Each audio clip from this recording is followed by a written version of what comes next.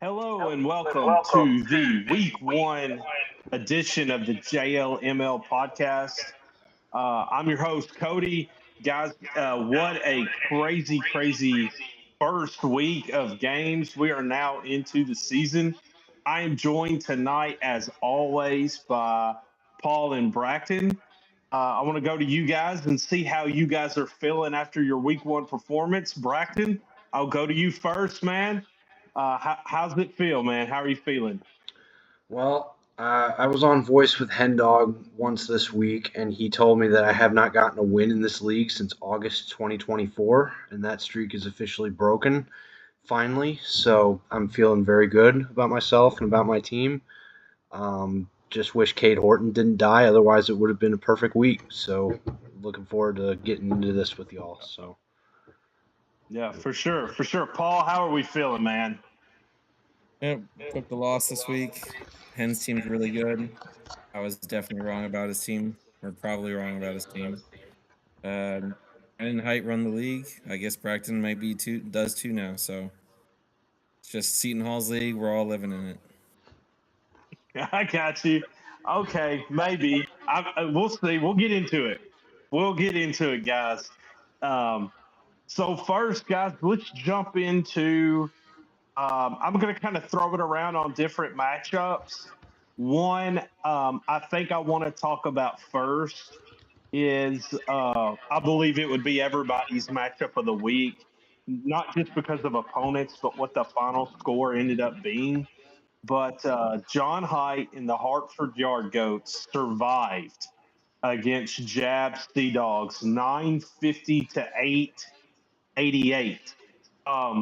This was a matchup watching, from my perspective, Jab led basically the entire time until like the last 3 days, 3 or 4 days maybe. I wasn't watching that closely. And then Height kind of took the lead and never looked back. So, Paul, I'm going to kick it over to you. What do you think about the John Height Jab matchup?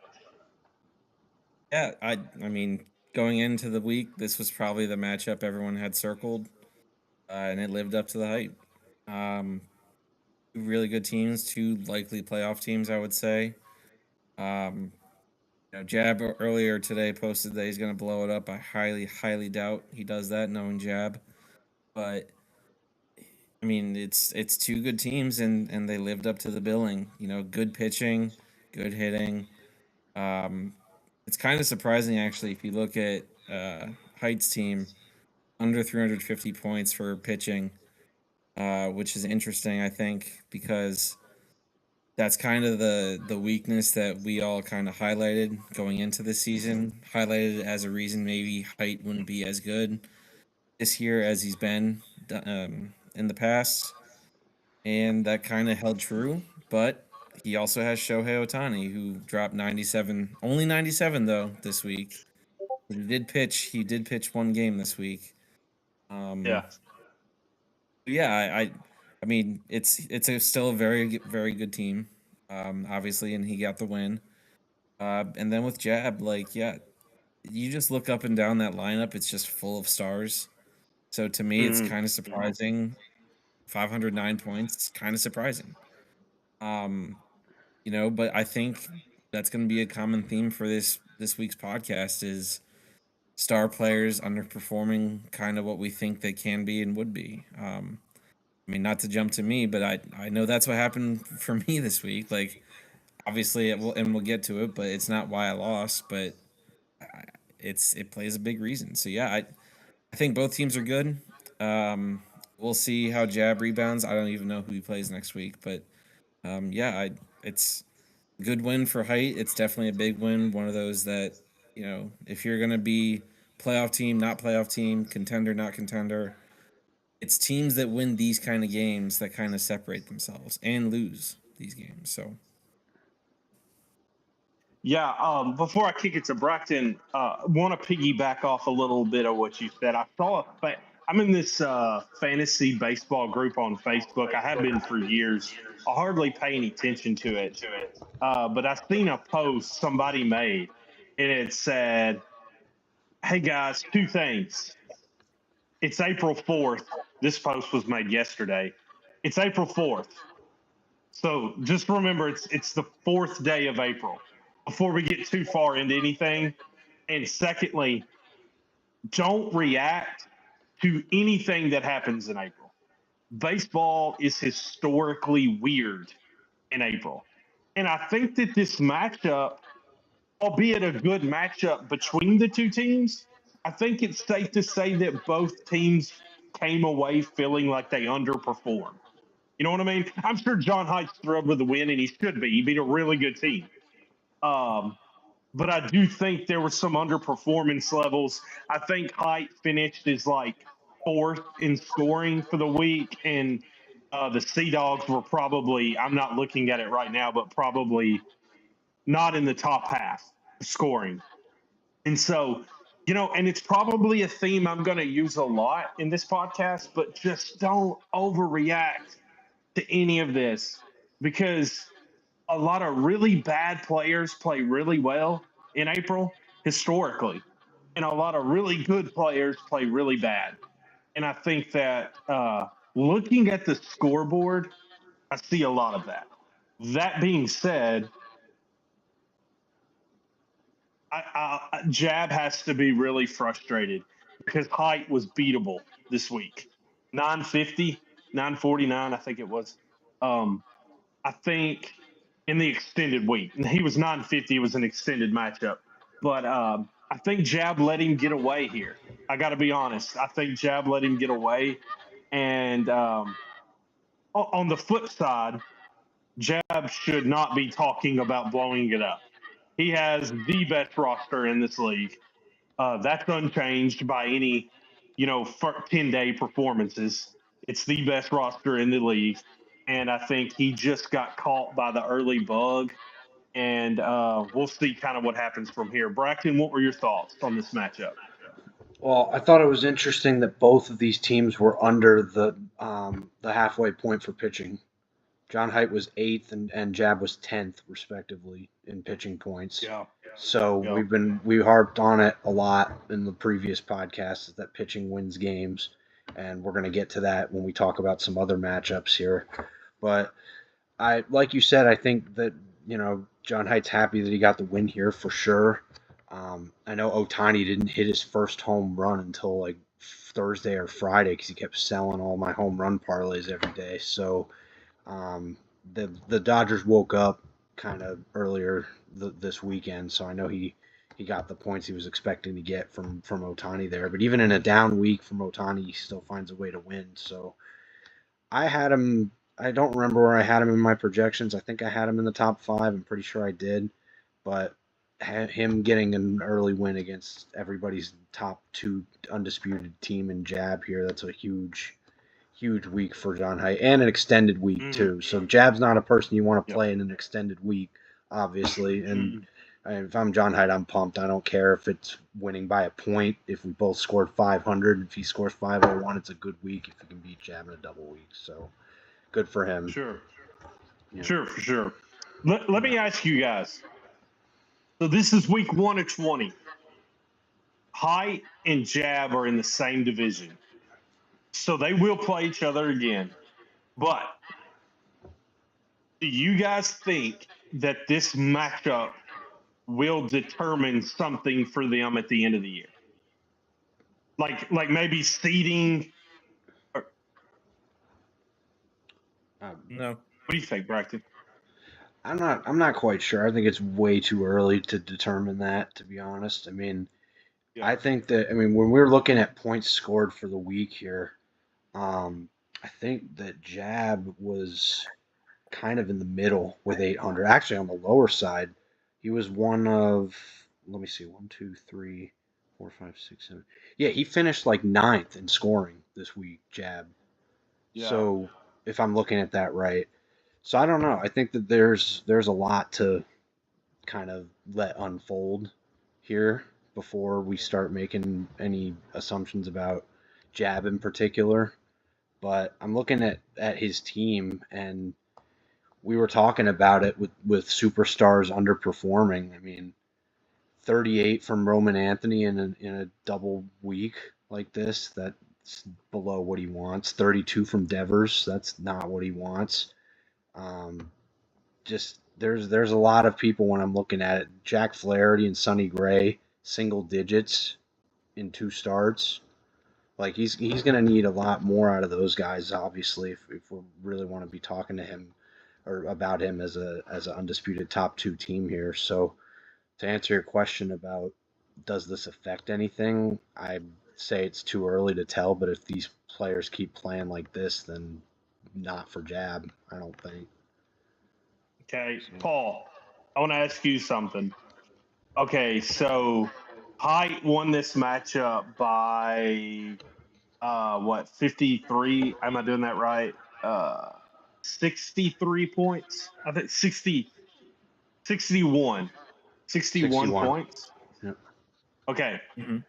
Height outscored Jab's bats by 100, almost 100 points.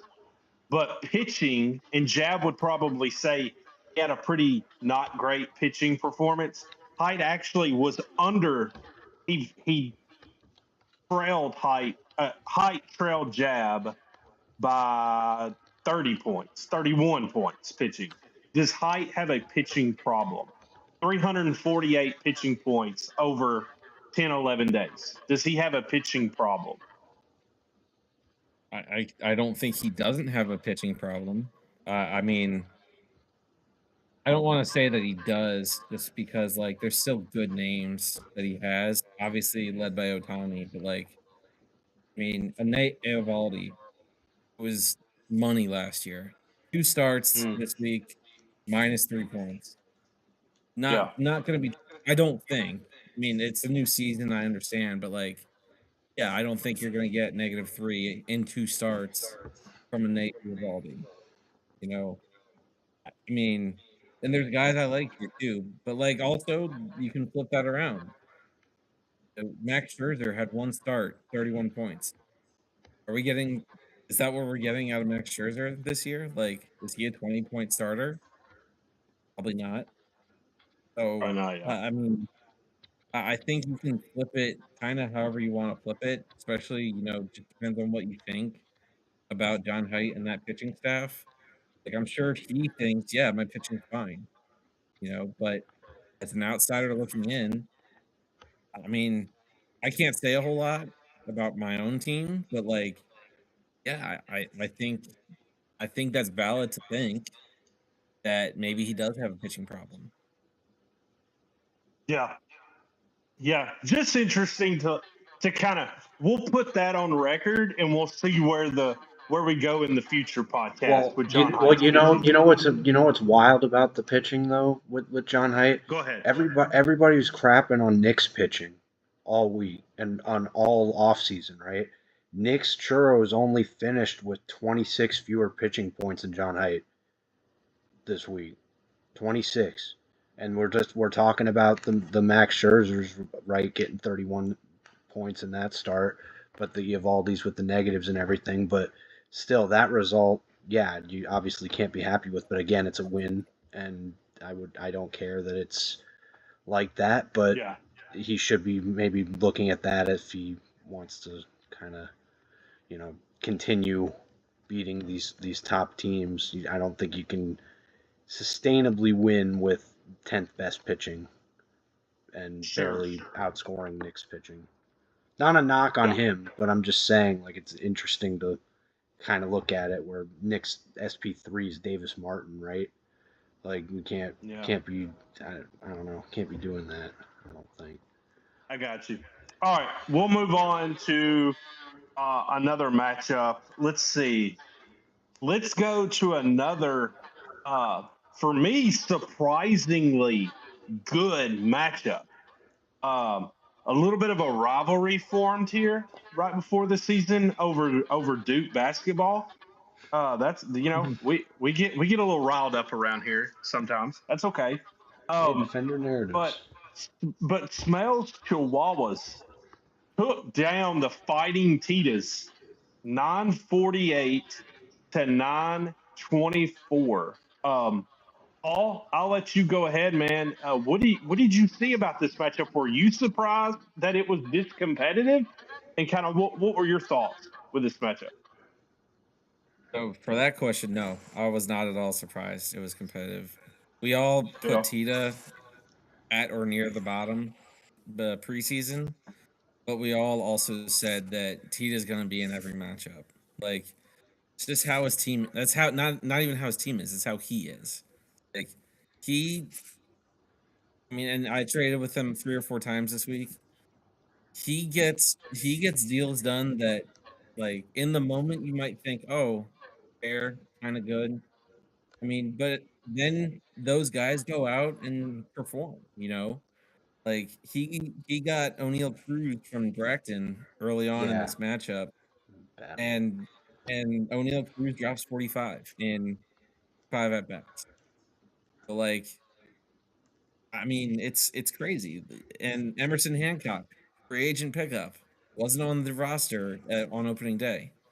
His roster or the Mariners, I don't think, and they might have put him on right at the beginning when Bryce Miller was put on IL. Yeah. So okay, so he was a free agent pickup. Like dropped 69 points in 2 starts.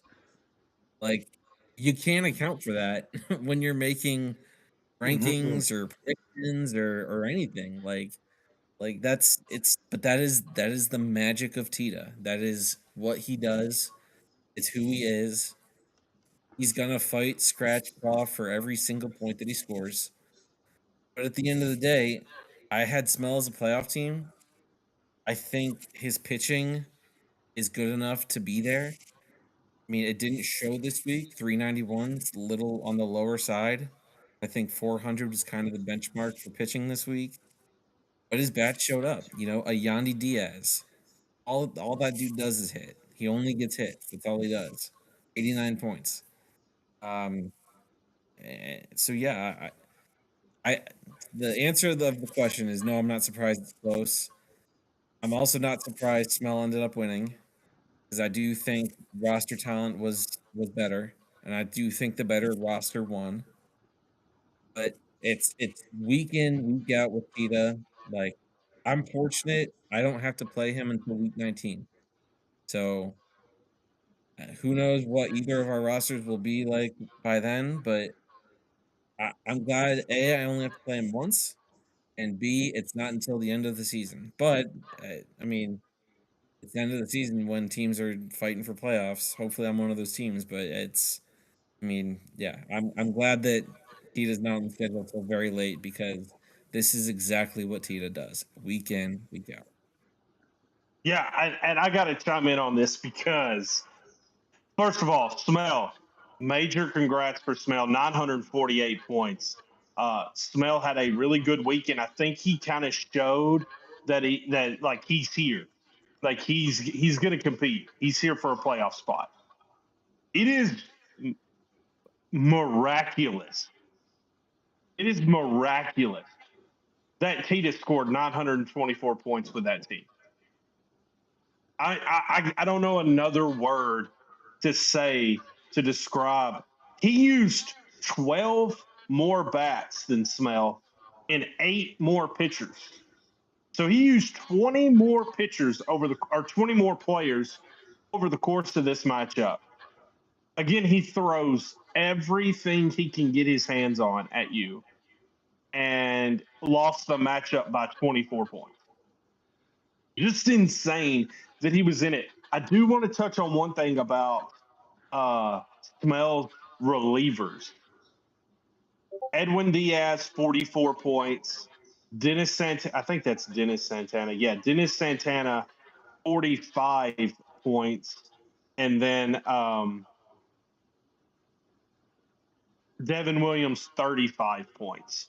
So, I mean, that's like 124 points between his relief pitchers. That's pretty good. I mean, that relief pitching does matter if they're putting up numbers like that. They're gonna help you win games. I think that's really good for a competing team to have.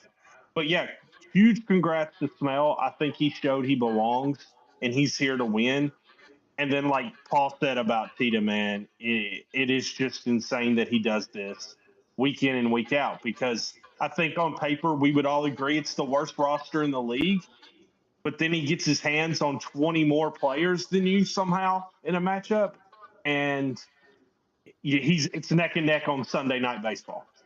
That's how Tita survived. So super interesting. Braxton, what did you see about this matchup?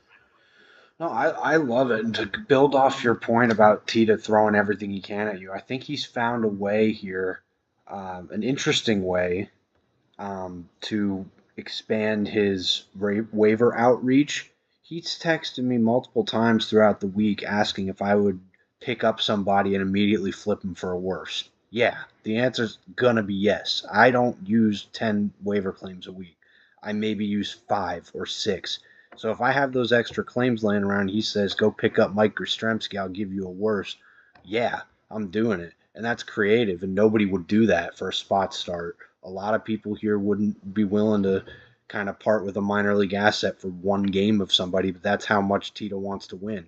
And he's assembled those near 50 prospects and draft picks to go after some of these wins that mean something to him, like this week, right?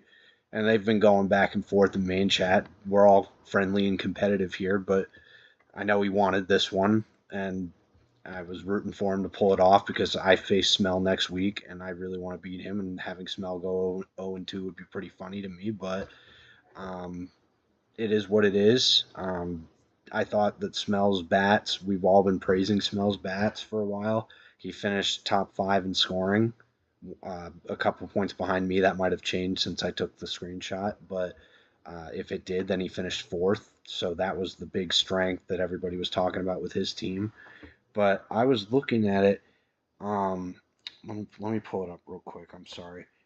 948 to 924 is what he got. And you mentioned his bullpen, Cody, but also Ben Rice got 92 points, which is ridiculous. And I've been trying to trade for Ben Rice for months now because of that catcher first base eligibility.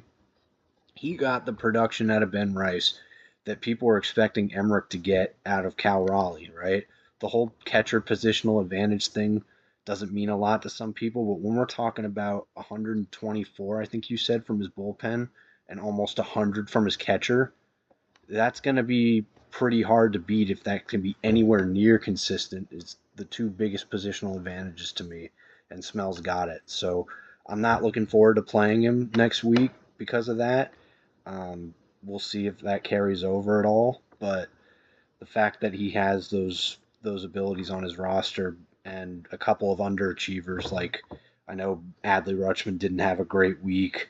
Who was the other guy? Brent Rooker didn't have a great week. Soderstrom didn't have a great week. Like, he got all these points from his bats, but more production from the depth bats and not the ones that we would expect him to get. So I know Mookie just went on IR, but if his other guys pick it up, then maybe I'm looking at a tougher game next week than I thought. So we'll see. Okay, let's go around the room real quick. Is Smell a playoff team? Yes or no? I don't know yet. I'm going to say no because I didn't have him ranked there, but that could easily change. We'll see. Paul? I'm gonna say yes because I did have him right there, and I didn't see anything to change that. I mean, Braxton just said it, the Mookie injury, but like teams are gonna have injuries, and it's not just gonna be Smells. So yeah, I say yes as long as he gets pitching and gets what he can out of the pitching that he has, which I think is very good. At least he'll be right there for it. I don't know if he'll make it or not, but that 5-6 seed, he'll be fighting for it. Yeah. Yeah, I did not have Smell ranked there. And that is through week 1. I'm trying not to overreact to anything that I'm seeing. That being said, that's probably the one of my rankings I'm most worried about at this point, where I had everybody. I had Smell like 10th or 11th. I'm not so confident about that anymore. Like I said, I think Smell's showing he belongs, and he's going to compete for a playoff spot. So, guys, we will jump around now to another matchup. Let's rip the Band-Aid off, man. Let's talk about Hen Dog led the league in scoring, 1,098 points to Paul's 895. Paul, it's your matchup. You were in it all week. What did you see? What are your thoughts? How are you feeling?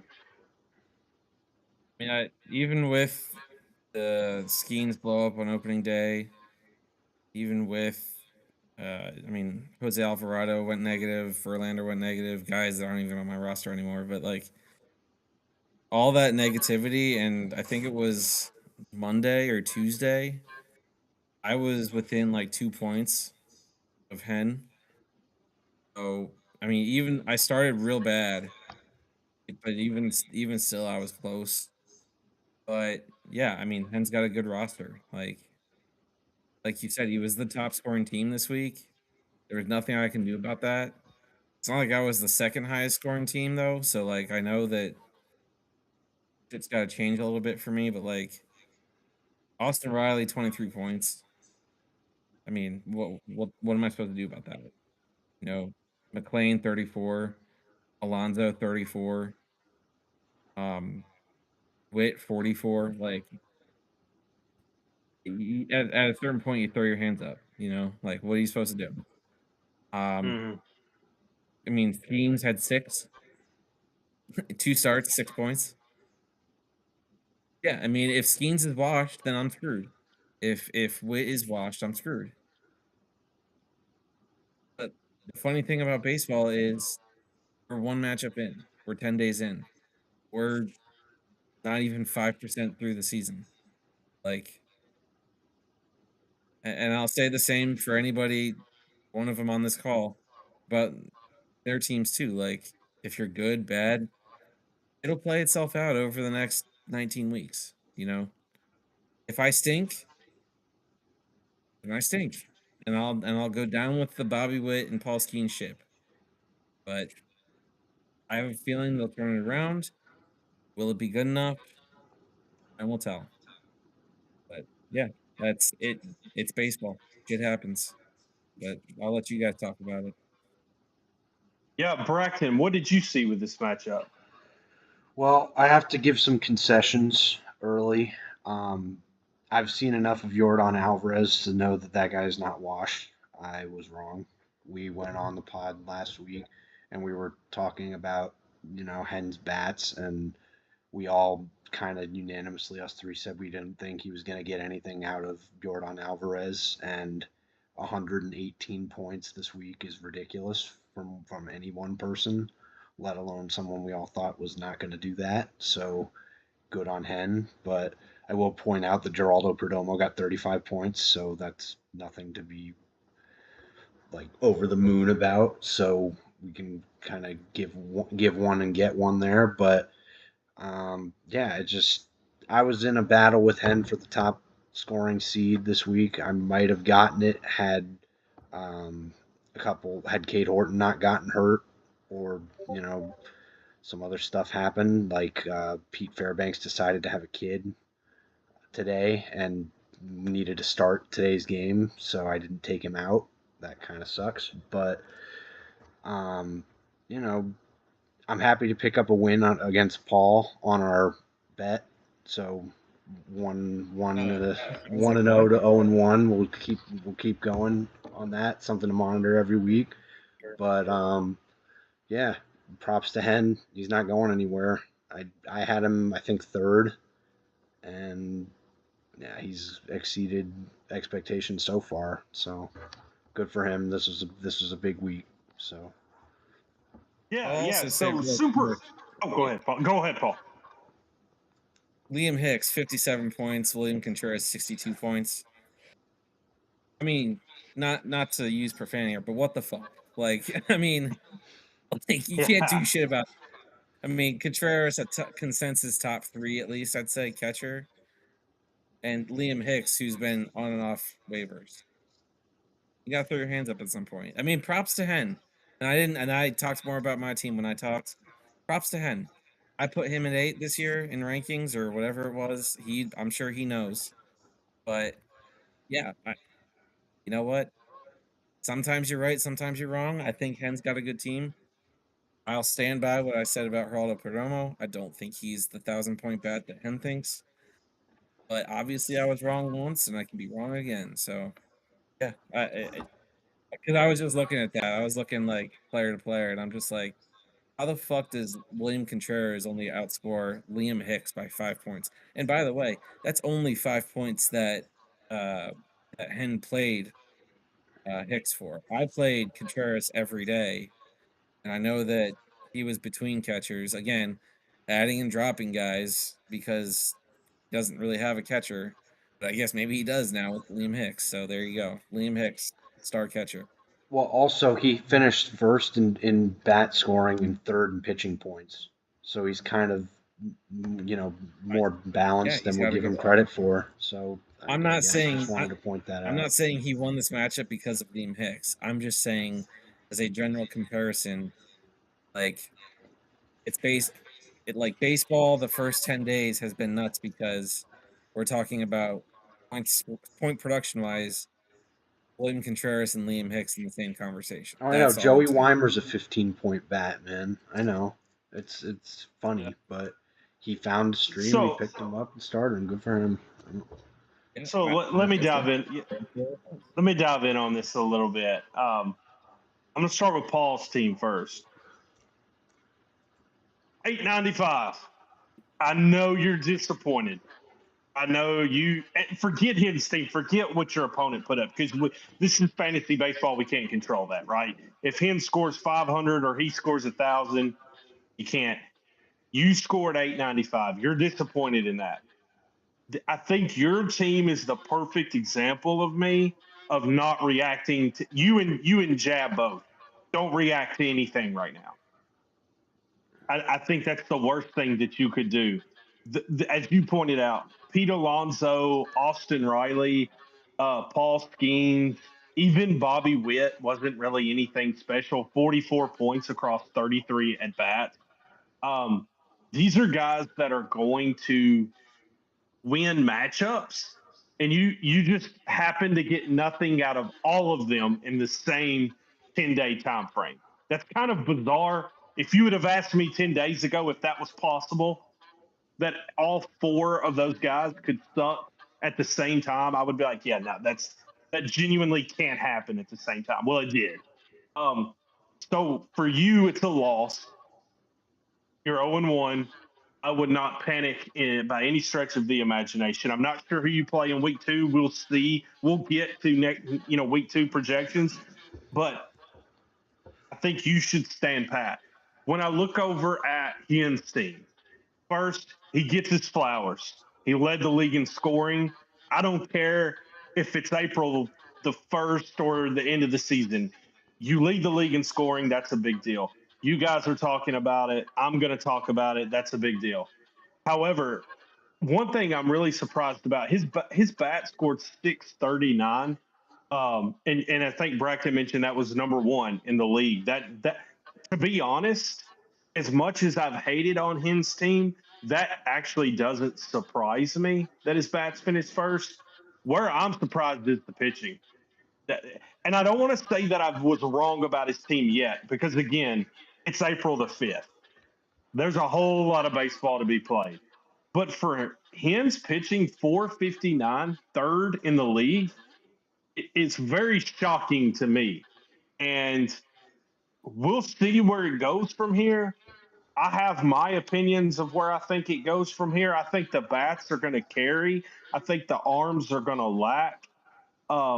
But if I'm wrong and he keeps up that kind of production all season long, then Hens, I mean, he's going to be very, very hard to beat. I just wouldn't put too much stock into. I mean, he got 97 max free points. It did get him for 3 starts, but 97 max free points. That's huge. Edward Cabrera was really good with the Cubs too. Luzardo was good, of course. Luzardo was good. Christopher Sanchez is good. There was some concerns. Ranger Suarez was as bad as we kind of thought he would be. that was super predictable. Seeing that coming, but still, super impressed with the pitching. If he can find a way to keep consistency there, I do think that he can be a top of the league team.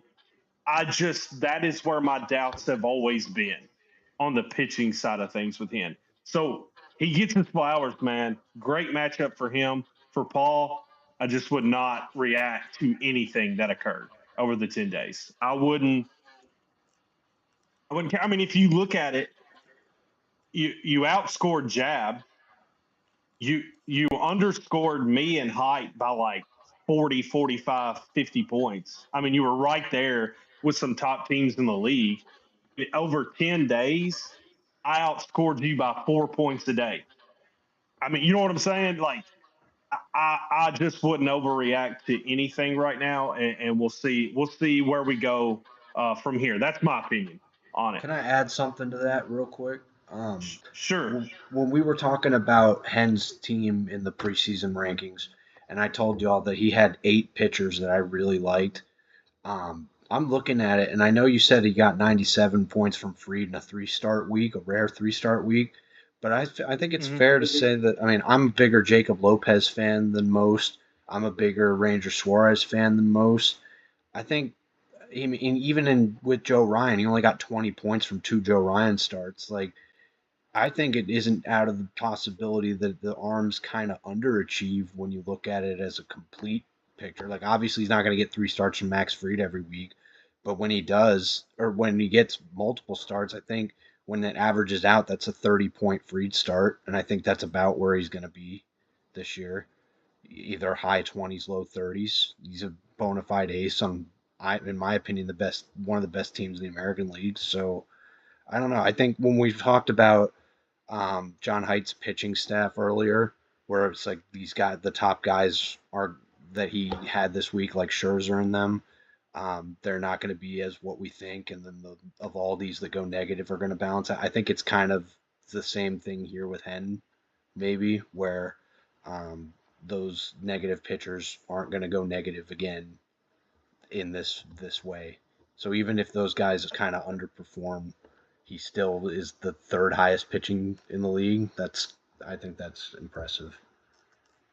My pushback would be, I think Jacob Lopez stinks, and I think Ranger Suarez. I mean, 2 starts minus 3 points combined. I mean, the move to Boston, that was written all over it for me.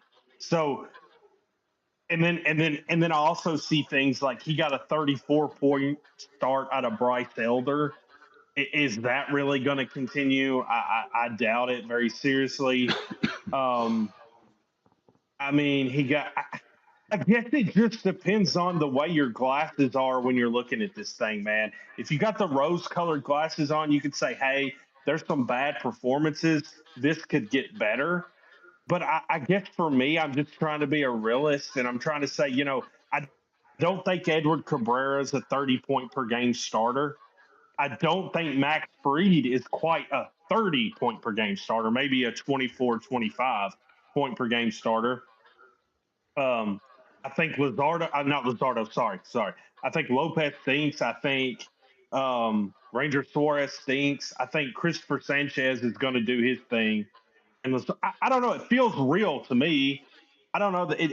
The only thing that I see that stands out is like Bryce Elder at 34 points. I don't. That's probably he got kind of lucky with that one. But yeah, I mean, I'll say one thing too.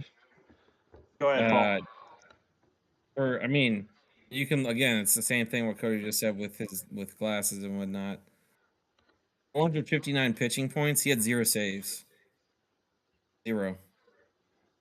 Yeah. I mean, like, and it's not like it's because his guys didn't get chances or whatnot. He doesn't have a closer on his team. Now, and you get by streaming guys for holds and whatnot. Yeah, you can. Obviously, you can. But we're going to get to some teams that have bona fide bullpens, like real bullpens. I mean, I think I have something of a real bullpen. I mean, my bullpen kind of saved my pitching a little bit this week, but like I mean, JoJo Romero is his best bullpen guy. He's not even the closer, and the Cardinals stink. So, just saying, that's just a food for thought type thing. I think Penn's pitching is good. I don't think it's like top 3, like maybe top 5, maybe. Um, yeah, because 3 starts out of your ace. I mean, no shit, you're gonna get 97 points. You know, 25, 30 points a start out of a guy like Max Fried. Probably about expected, but he's gonna have one of those next week. I don't know who he plays next week, but he'll have one, Yeah, we'll get to that. and he'll have one Bryce Elder start. So if that's a blow up, yeah, I don't know. I mean, he beat me by 200, so I just have to bend over and take it. But like, I don't know. I we'll see. His bats are gonna have to carry his team. Yeah, and to your point, Paul, everybody can say that RPs and catchers don't matter until you get your ass beat by a catcher and a relief pitcher. You know what I'm saying? Yeah. Like it cannot matter in the scheme of things until you lose by 30 and somebody's catcher outscored your catcher by 75 points. And it's like, oh shit, yeah, that did kind of matter. I would have won, so he got lucky with Liam Hicks. I mean, I don't even know how Liam Hicks played enough. Is Augustin Ramirez hurt in No, Miami, he's been or playing first base. he's been playing first? Liam Hicks has been playing first, or okay. So I guess right now they're going to play his hot bat, but yeah, I mean, I'm not trying to just hate on Hen's team. He led the league in scoring, and he deserves all the credit for that, and I want to give that to him. I refuse to say, oh well, this is the best roster, because I just don't see it. And as if he continues this, as I continue to do these podcasts, my tone will change. I'm just saying, after 10 days, I'm not ready to say, oh, roll out the red carpet. Like, this team's perfect. Like, when I'm you're not saying starting that Ryan either, Weather, just to clarify. I'm just saying I know. maybe he deserves more credit than we've been giving him. I mean, I had him in the top 5, but I'm just saying, like. Then I've been giving him, yeah, fine. He gets credit. He beat me by 200. I bend over and take it. All right. I don't know, man. I don't have any more credit to give. It was 10 days. We'll see what happens. I'll leave it at that. We'll see what happens. All right, let's move on, guys. All right, so let's talk about. I know, Braxton, you've been chomping at the bit, man, I have been. to talk about your team. The Bismarck Larks get their first win since my daughter was born. No, actually, it hadn't been that long. It was just like a year and a half ago. But they did get the win. They got the win in convincing fashion. 1,043 to 787 to Scott Flying Squirrels. Braxton, I'll let you go first. How do you feel, man, to finally get back in the win column? Well, first of all, I'm going to give credit to Scott here. I was crapping on Scott's team for the entire offseason, and I'm just going to tell you right now, even though the scoreboard says this, like, he was a pain in the ass to play against. There was days where I would put up like 20 points and he'd put up 150 and cut the gap down a little bit. And I was like, what are we doing? But like eventually pulled away a little bit. I think my total is going to be under 1,000 after we subtract the Gavin Williams start, because fucking Pete Fairbanks had to start today and I didn't see that in time. So I technically went over by one start. So the Gavin Williams start against the Dodgers is going to get negated there, but I couldn't be happier with my. Time out. So, per our rules, you lose your highest start from the day you went over. It's the day we were talking about this before you joined. It is the day that it was over by, or it's for the week. So Braxton, let me give you an example. So Sunday you went over. If you would have had Gavin Williams and Pete Fairbanks today, and then that got you to 18, then the one that was the highest would have been retracted, Oh, and you'd have been stuck with the lowest. okay. That So actually, you get 5 points for cheating. Go ahead. Okay, that doesn't make any sense. I'll also real quick add, because this week was the extended week and we kind of made our start limit for the week 17.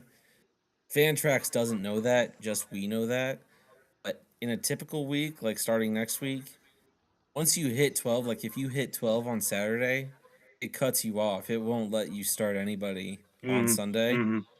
Which, if it was a normal week, because you hit 17 yesterday, Braxton. Yeah. So it would have normally cut you off. It wouldn't have let you start Fairworks. Okay, see, I didn't know that, so that's yeah, good to you're- know now. And I guess yeah, that's good that's for what anybody I- listening to this. It's how we do it, I guess. I didn't realize that. We might have done something different in the 30 man then. But whatever. I'm going to continue now with my my team analysis this week. Smell's mortal enemy Murakami is coming for him this week. I'm going to say that right now. 66 points for me, and what was it? 4 home runs in this stretch was just awesome to watch, and I hope that he does that again against Smell. But I think that the strength of this team is going to be pitching and outfielding. There was a time where I had 9 outfielders this period that I wanted to keep and build my team around a little bit, but I just couldn't realistically go into next week with that many outfielders. So I made a lot of trades, some of which we'll talk about. But the ones that I kept, like Brandon Nimmo, 72 points. Luis Robert, maybe he's figured something out, 58 points. Chandler Simpson, on and off through trades, still ended up with 35. And my bats finished, if that screenshot I took is still accurate, 4th in the league. And that was my biggest concern from everybody going into the year. I told everybody my pitching was going to be good, and I think my pitching lived up to my expectations. It sucks that Cade Horton got hurt, but I got Slade Coney back, who got 34 today. So hopefully that's a little stopgap. I'm not going to be starting Chris Paddock. I cut bait with Michael Lorenzen. Like the dead weight is gone here, I think, and we've talked about bullpens tonight. I got 43 from Bednar, 31 from Fairbanks, and 32 from Hoffman. I'd say I have a good bullpen. So I don't know, man. I think that this was, I didn't want to say I was expecting this week, but I was expecting it for the pitching. The hitting kind of blew me away, to be honest. But if this keeps up, man, I'm right there with everybody that we've been talking about, and I'm gonna finish probably 3rd in scoring now. So I couldn't be happier. But props to Scott. He's going to win some more games than I thought this year. I think that he got somewhat unlucky with his pitching too. Like negative 27 from Shane Smith is ridiculous. I would be very upset, but that's not going to happen again. So good on Scott. Wish him well. I think I'm going to see him again later on in the year, but not looking forward to it for sure. Okay, Paul, what did you think about this matchup? I think it's interesting looking at your team, Braxton, that your highest scorer this week was Cam Schlittler, and he scored 80. Like, to me, it kind of speaks to like balance in your team. But like, I don't even know if that's real. I mean, like like your team's good, your pitching's good. I don't think that's debatable. Like, the pitching that you have, as long as they're pitching, is good. Straight up, I had said in February at some point that I thought mine was better than yours. It's clear that yours is better as long as they pitch, which can be said about anybody. So props to you for sure. I like your bullpen. You have 3 closers. It's a good team. But like we talked about Hen's team already, and his high score was Jordan Alvarez, who scored 119, and your high score was 80. It's a 40-point difference, and you still both scored over 1,000. So like, I don't know. Like, you look at these bats, you have like 18 bats, and your highest score was like 70. I think it was Brandon Nimmo, 72. So like, You just had a All right, bunch of got a dudes. lot of 50s and 60s in there and everything. Yeah, so that's what I'm saying. Like there's, you had a bunch of there's some dudes balance here. Yep. score a bunch of points. Yep. So like, I think that's a good. We'll see how it looks in a 7-day week. But like, yeah, I'm the team I was most impressed with after week 1 was yours. And I appreciate it. Now, I will also say it's 1 week. Like, we'll see how it looks next week, and then the week after that, and we'll see, obviously, as the season goes along, what it's going to look like. But yeah, I think props go to you. Absolutely. There's no question, no denying, no nothing. I don't want to ignore Scott's team. I mean, he played fine. Under 300 points with pitching in an extended week is not ideal. I think obviously Scott knows that. But some bench, 36 points, not terrible, not great. But he had that good opening series. McGonigal, much better, 59 points. And then Randy Rosarena, who he actually had on the block this past week. But, Rosarena is a good player on a good team. I know the Mariners have kind of been sucking wind this first week. And we're going to say it a billion times. So if you play a drinking game on that, you're going to be drunk pretty quick. So, yeah, I mean, disappointing loss for Scott. We'll see what his year looks like. Yeah, well, from my perspective, I'll talk about Scott's team first. I'm a little disappointed, and I know I've said a million times I don't want to overreact to anything right now. 787. I know Braxton was giving him props, being a little humble, saying it was competitive. It didn't. I mean, it doesn't look competitive from my perspective, and I thought Scott would do better. The pitching really let him down when I think he made a major focus this offseason to improve the pitching.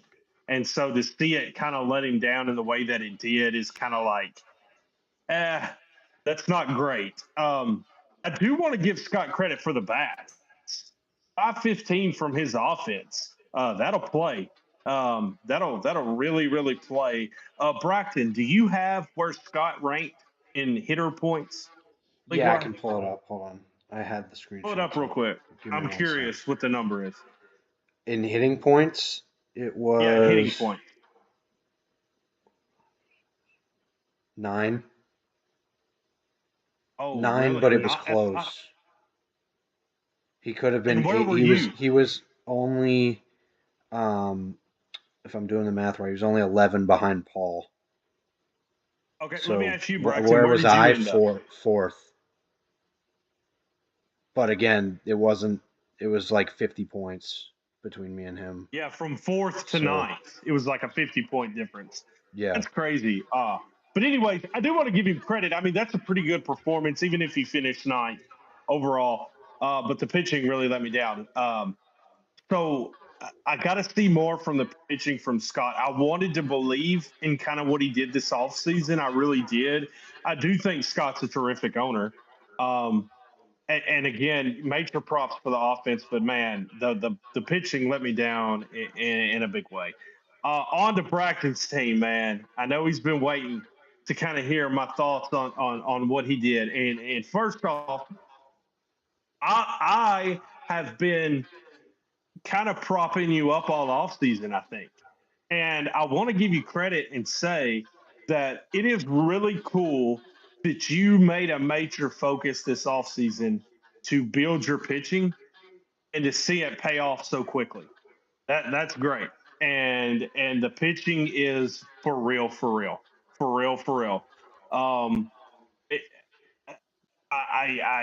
Where did you finish pitching points, Braxton? I can pull that up too. I think it was 3rd, just not from looking at it. Yeah, it was 3rd. Or no, 2nd. Yeah. Second. Okay. Yeah. By 2 points to Connor. 5 points back. Oh wait, yeah, no, I won then. If I actually get 5 points back, then I'm up on Connor by 3. So first. Okay. Wow. It won't reflect that. Okay. Yeah. Which is crazy. Yeah. So So no, but I think it's really cool to see that you had a plan this offseason. And it's safe to say that you executed that plan successfully because I don't see fluky numbers when I look at your pitching.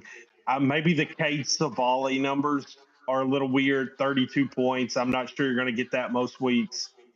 I believe in Um, Cade's volume. I'm just going to say it. I think he's a solid well, 15 to 16 point. That's 2 starts from Cavalli too. So that's about what I'm expecting from him. 15 to 16 in a 2-star. Like that's I don't know. yeah. Just point that out. Hey, we all got to believe in something, man. Hey man. But the pitching, yes, for real. The offense. Let's talk about the offense. 563. You can't talk about your offensive performance without bringing up Brandon freaking Nemo, dude. Is love he it, not man. incredible? He's Like, is it he's not great. like he literally is like an enigma of a fantasy baseball player because like no one wants him, no one wants to trade for him, no one wants to touch him, and he is like one of the most consistent fantasy performers there is. He's been a 950 point bat for like the last 2 years, and I was getting him back and forth through trades all off season. I'm just like, wait a minute. 4 years. It's way more than 2 interesting. years, man. It's 5 years. hold on. Are you looking at it? Yeah, 1, 2, 3, 4. I mean, yeah, dude, it's just incredible to watch him do his thing. So I think you're reverse Hen. It's weird. I think Hen, the offense carries. I think I see the pitching go down. With you, the offense, the pitching carries. I don't want to say that I think the offense goes down because none of this looks fluky to me, other than like Luis Robert, who I just don't know how much you're going to have him with his injury history. I think that's a real thing that we can't ignore. But I'm splitting hairs, right? I like, you know what I mean? Murakami is clearly going to be a bat that it's going to be home run bat.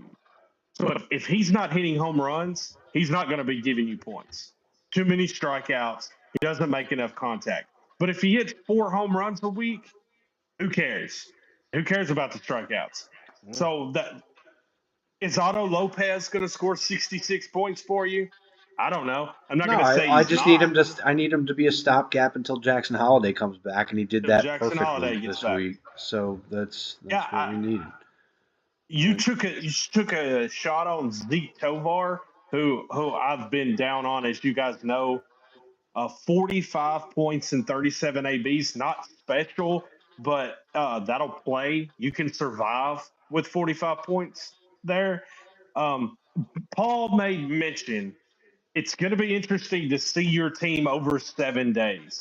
I'm excited. I really am because that's a lot really of questions. I know. You should be. Yeah, it's going to be a lot of an interesting thing to see this in the 7-day period for sure. Yeah, that was my thought too. It's like, okay, I've been high on your team. I've talked about you being a playoff team. You put up this kind of performance in week 1. I'm ready to smash playoff lock. But right before I smash it, I'm thinking, let's see it over 7 days. Oh no, this is a big test against Smell because we talked about this where my schedule only gets harder. And if I wanted to be anywhere near where I want to be, these 2 games need to be wins. And that's what I said going into it, and got 1. For sure. Let's hopefully we're talking about this next week where I got 2. So we'll see. But there's reasons to be optimistic here when last year there was nothing. Absolutely. So understand this. Understand this. I have nothing negative to say about your team. I am saying I am ready to put you in the category of like, this team is going to the playoff and it's April 5th. So I'm not talking negative. The only hesitation I have is 2 things. Let's see some consistency. Let's see it for just a little bit before I That's smash fair. the button. And two, that's your first win in a year and a half. So it's hard to like be all in. You know what I mean? So that's the only two things holding me back. In terms of what you did for the last 10 days, nothing negative to say. All right. Zero Well, negative to say. that's good. So All right, guys. Kate Horton. Got a couple. What you got something, Paul? What about Kate Horton? yeah, it sucks. Your big guys. And Do Cody you too. know what my? Oh yeah. As a Cubs fan, I was like, ugh. But you know what I thought when I seen it? I was watching the Marquee Network, and it come across the bottom like when it happened. It's like Kate Horton on the IL, and I swear my first thought was, I don't think that's a dagger to Braxton. I think the pitching is good enough. Now, it puts you in a spot where there's not a like. Okay, let's say Gavin Williams goes down. God forbid he does it. Let's say he goes down this week. Now you're in trouble. You Oh know, yeah, for your room sure. for error. Your room for error just got smaller. But I think in terms of what you're putting on the field today, I think you're all right. How long is he supposed to be out? Well, see, we don't know. I'm seeing anywhere between this is Justin Steele 2.0 from last year, and he'll be back in 2 weeks. So I don't know. It can be literally anything. So If that's why I it's wanted to get out and get Sierra Slade 2 Cocconi. years ago. That's what I meant. Yeah, but like No, it's funny because the whole Justin Steele saga with me when oh yeah, I yeah, forgot about that. forearm That was- strain and I panic sold him for nothing and then he turned out to be fine. One Yeah. we're time. gonna Then be the sitting next on it year no matter he what. did have Tommy John, But yeah, I think you're okay. We'll see. I think you're okay right now, but your margin for error just shrunk, if that makes sense. Well, yeah, I mean, I agree, but is it? that's- I mean, that's all I was we could say the same with you and Hunter Brown, Cody. That sucks that your best pitcher got hurt this week, and I disagree. that blows. I disagree. Like, I am not okay. I cannot. I can't. That can't happen. can we talk about we'll your get to matchup that. then now, or Yeah, do you want to segue into we'll that? get to that. But no, Kate Horton, Hunter Brown. Yeah. Kate Horton, Hunter Brown. So I mean, I'm just saying that's tough. But yeah, we'll jump to my matchup. I scored 943 and beat the Fayetteville Woodpeckers 775. I am curious what you guys think. So I'm going to toss it over to Paul. Paul, you go with this matchup. I'll go last. I'm going to go Paul Braxton, and then I'll talk about it for a little bit. So go ahead, Paul. And you were gonna win this matchup probably always. I know the score was close for most of the week. But the bigger issue for you is you got a lot of injuries. And they kind of came fairly quickly in the last 3 or 4 days. Like Jordan Lawler, what's he out, like 6 to 8 weeks? Freelick got hurt. He's got probably an oblique, I'm guessing, so he'll be out for a little while.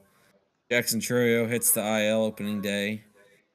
And then Braxton just said Hunter Brown. So like, I mean, that's not nobody's, hitting the IL. That's some pretty decent players for you. So it's definitely, you got the win this week, 438 points pitching.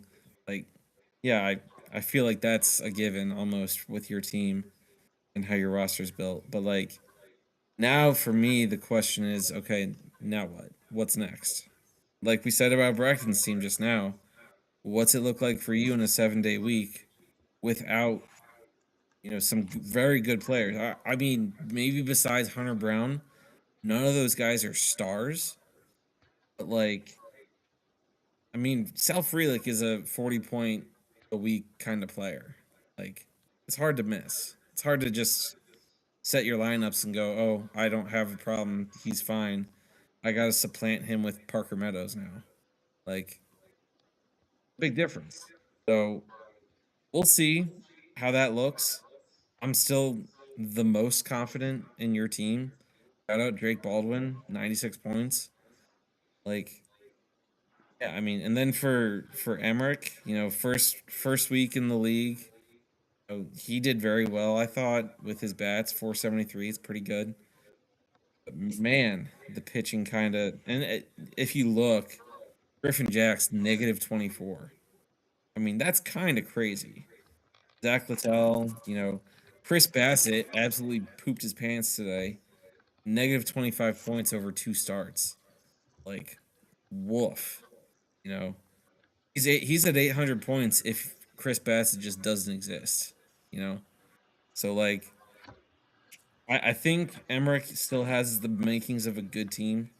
Julio Rodriguez, 19 points and 39 at bats. We all know. I mean, I know at least for sure me that he's a classic slow starter. That's kind of where we are with him, and that just he had promise in the baseball classic. He had promise in some of his spring training games, but it just kind of seems like he's a slow starter. So it is what it is. If I'm advising Emmerich, I'm telling him hold out. Keep J Rod unless it's Chimay he's trading him to. Um, but yeah, like that's just the mo now. I think with him, but still a good week. Still a lot to build off of.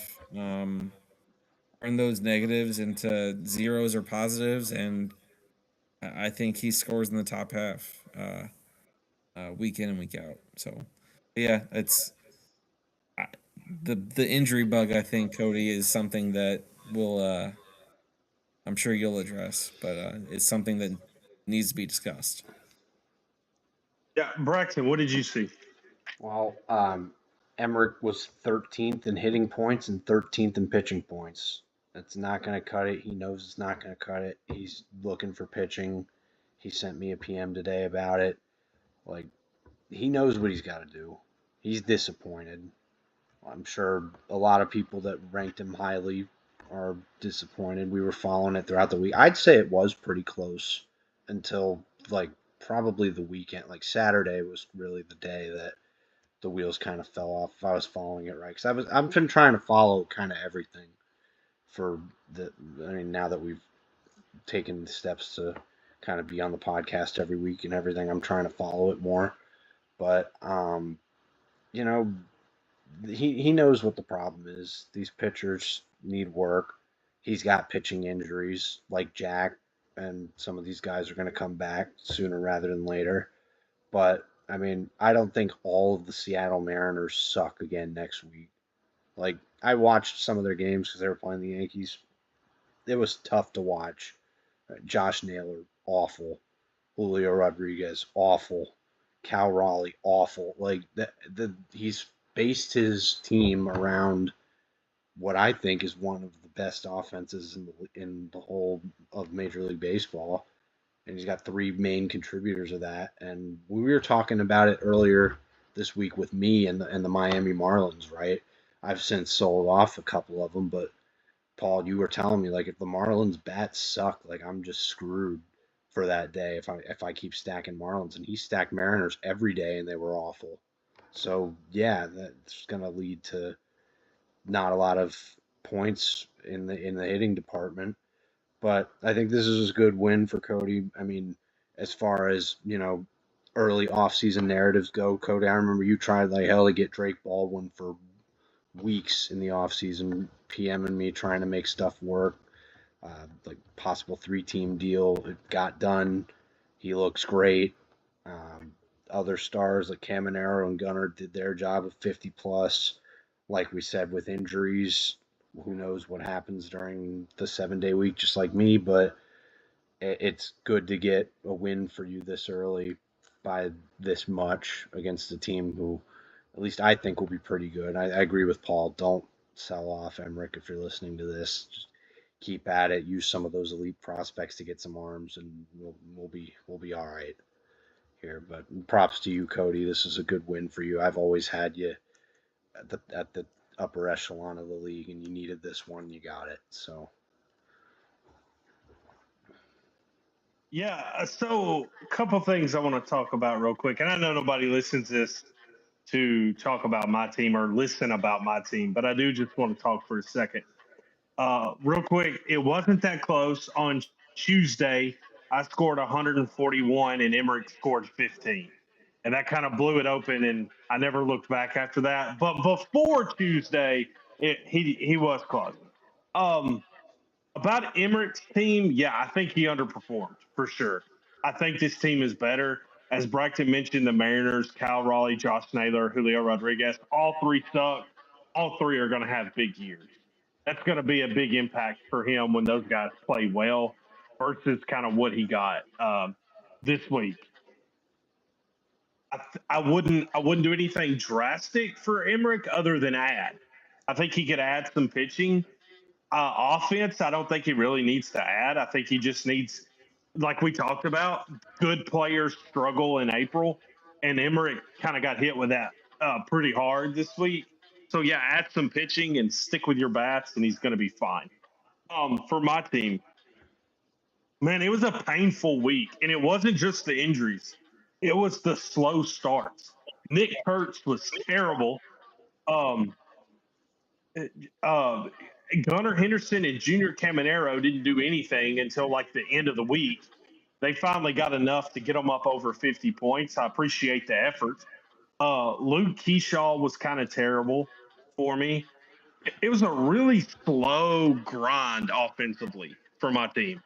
And I almost panicked a few times in the moment and was like, dude, I've got to do something. These guys aren't right.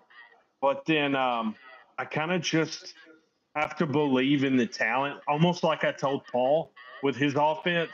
Just kind of believe in the talent and trust that these guys are going to be good over the long haul.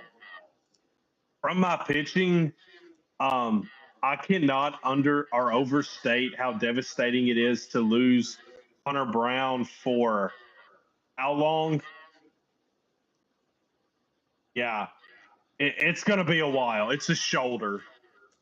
Fuck me in the butthole. Anyways, yeah, I don't know. That's gonna be rough. Jesus Christ. Um, yeah, I don't know. We'll be I fine.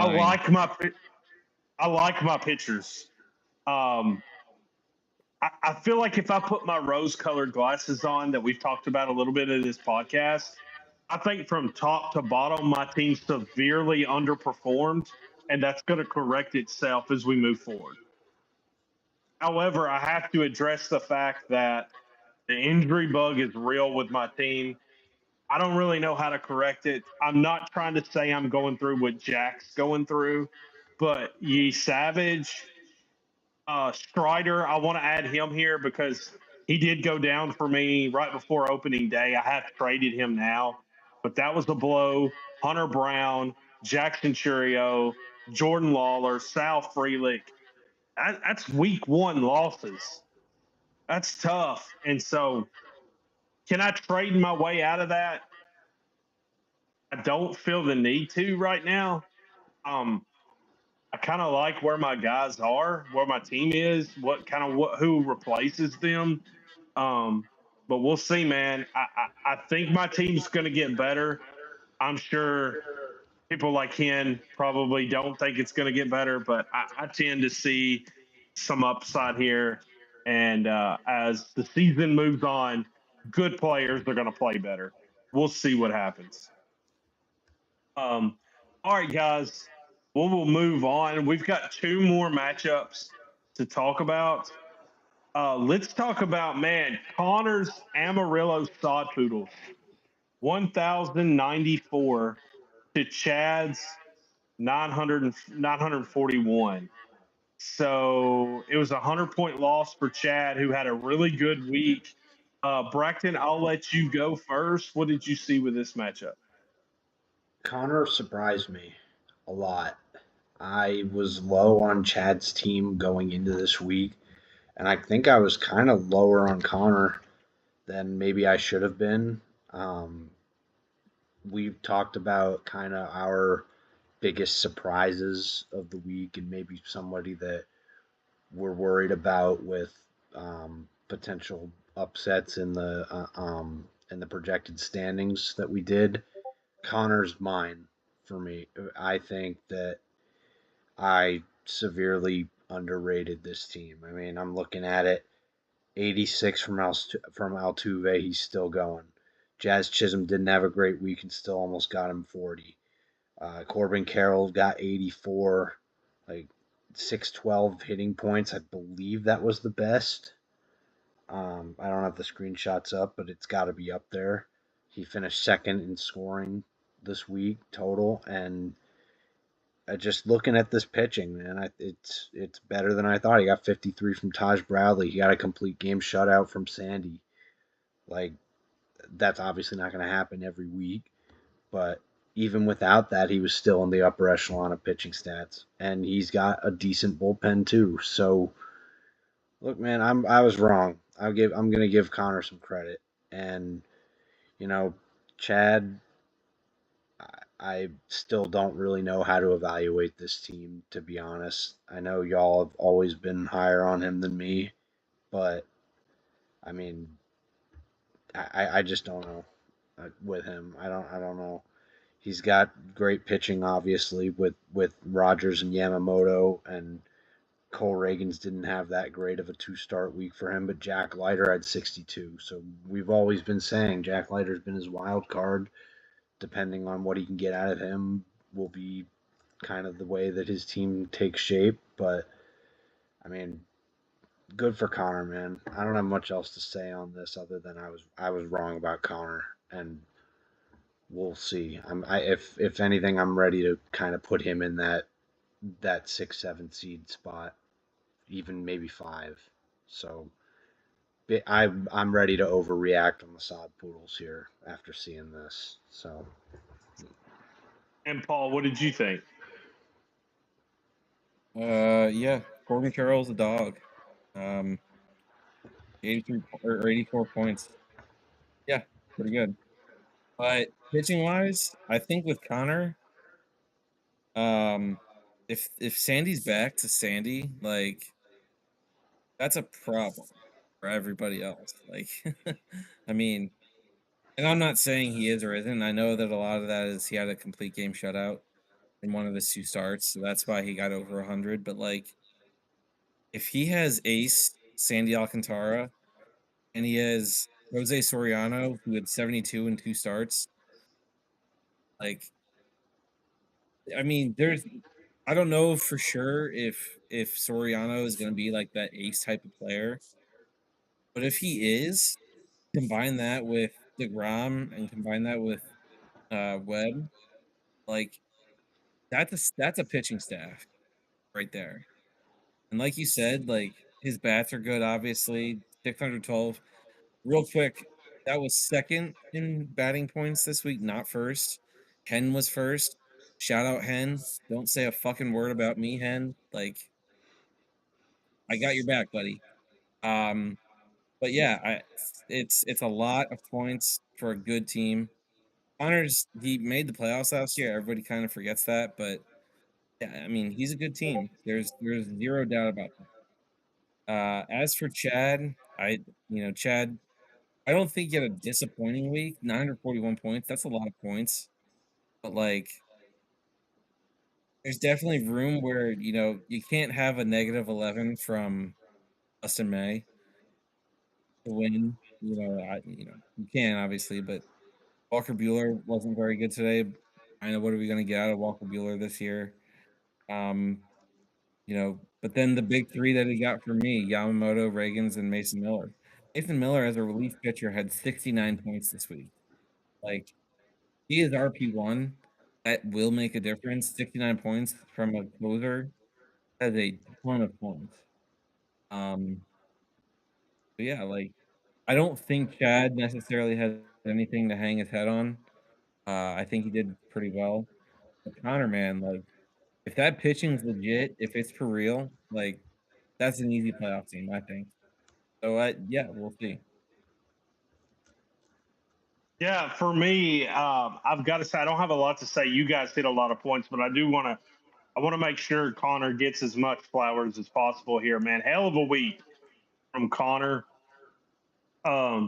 Really, really, really, really had a good performance, and as Braxton said, in terms of overreacting, that may be where I do overreact is on Connor's team and say, like, dang, man, that team is really, really good and is definitely going to have something to say about the playoff race. For Chad's team, I think he ran into a buzzsaw. I think he beats a lot of teams in the league this week with 941. I think he just, you can't control your opponent. And you can't control how many points they put up. And Chad just did phenomenal. And so, or sorry, Connor just did phenomenal. Chad's team, I still love. I think Chad is very much in the playoff hunt. And I think I put Chad in the category of myself and Paul and some other teams when I say, don't panic. Just keep doing what you're doing. It's going to work. And so, guys, we will move on here and talk about our last matchup from week one. Because of the time crunch, guys, we don't want to go too long. This matchup wasn't super impactful. So I'll just go around the room. Jack beat Nick's Churros 840 to 681. Braxton, do you have anything you want to say about this matchup? Props to my guy Jack for pulling it out with all of these injuries that he's been dealing with. JJ Weatherholt looks like a dog. We've been talking about it on previous podcasts. 57 points, 66 from Bry legend Mikhail Garcia. Just keep doing what you're doing, Jack. You're finding a way. 78 points from Sal Stewart. Very good. Nick got some points from Davis Martin and Parker Messick and Francisco Alvarez. There's some pieces on Nick's team. He's already gotten some pretty good deals for some of them. It's going to be interesting watching Nick work this year. If people have good weeks, he can flip them and get things that he actually wants or whatever. But I think this is the week that both of them kind of wanted for where their teams are at. So. Yeah, and Paul, did you have any thoughts? Yeah, shout out Sal Stewart. I like Sal Stewart a lot, especially in that ballpark. I think he'll do very well this year. Good win for Jack, like Braxton said, despite all the injuries. Shout out Nick for having a pretty good bullpen performance this week, well over 100 points from his bullpen. But yeah, there's a lot of work that needs to be done.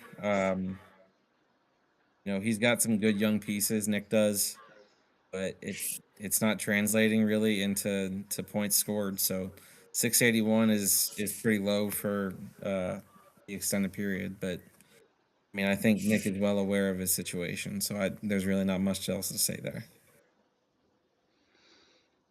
Yeah. For Nick, man, I don't think we said this last year about Scott in the past, but I don't think Nick is scoreboard watching. That's not his concern right now. His concern is his prospects and his young guys getting playing time. For Jack, man, you won with your pitching decimated. That's huge for you. I don't care what the other team did.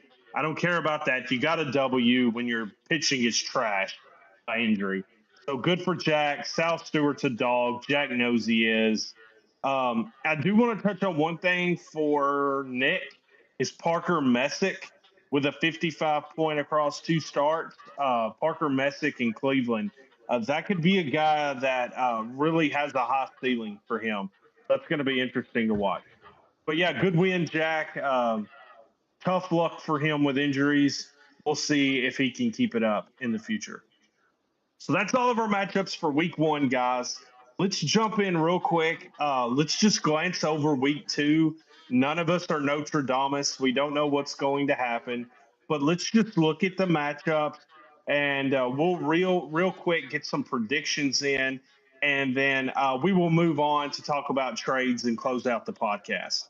So the first matchup is going to be Jab versus Scott Flying Squirrels. Any chance the Flying Squirrels can get the upset this week? No. Braxton? Yeah, I don't think so, but I think Right. he's going to be a pain in the ass, though. Like, Jab's not going to have fun this week. Yeah, you think it's close? Not close, but I mean, like, maybe close until, like, Friday or Saturday, where Jab's going to have to do some work for a couple days, maybe. But Yeah. I would love to see it. Let's see what Scott can do here. Okay. Paul, do you think Scott can keep it close? No. I mean, I don't want to say, yeah. I mean, I think Jab wins. I'll say that. But yeah, it's an uphill battle for Scott. I mean, Yeah. I still maintain I think Jab has the best roster in the league. So it'd be tough for anybody to, in my eyes at least, if we're doing a prediction, which obviously everyone knows I can't predict shit. Um, I'd say Jab's gonna win, but I think I'd predict Jab to be just pretty close to any team in this league. I know he just lost, but Right. that's if we're doing a prediction, that's what I'd say. I ain't picking against Jab. I'm not picking against Jab. Okay. So then we have Chad's Comets take on Nick's Churros. I think this one is another one. Is there any chance Nick upsets Chad? No, No, I don't think so. Yeah, yeah. Two teams at different points in a rebuild, in my opinion. Chad's at the end of his rebuild. Nick's at the beginning. I just, I think Chad's going to get his first win after playing Connor's buzzsaw in week one. Speaking of Connor, Paul, you go from the first high scoring team in the league to the second high scoring team in the league. And so Paul takes on Connor. Paul, you go first, man. How are you feeling about a week 2 matchup about the Sod Poodles? schedule maker sucks. Whoever that guy is, the worst. Yeah, Yeah. I mean, first of all, hope I can get 12 starts. Right now I have 11. I think I'll get to 12. I think one of them is just missing. Um, but yeah, like I said, Connor's legit. If his pitching's legit, we already know his bats are legit. So if his pitching's legit, yeah, I'm in for a tough week. There and to start 0 yeah. 2 after the expectations I have for my team this year would be pretty tough. Um, I'm not gonna let it like, oh, I'm gonna sell. I'm heads up, PSA, whatever you want to say. I'm not selling. Like, I'm not doing that. I'm not going through a bullshit fucking rebuild again. Yeah. Um, Right. like Paul Skeens will be on my roster. Period. Bobby Witt, unless I get like one of like 4 players, will be on my roster. So yeah, like maybe I'll sell a guy like I don't know. I don't want to put the cart before the horse either of selling, but like lower end, mid to lower end guys. But like I'm not rebuilding, so I could go 0-20. I don't care. I will. I will Hmm. not. I will not sell. I will not.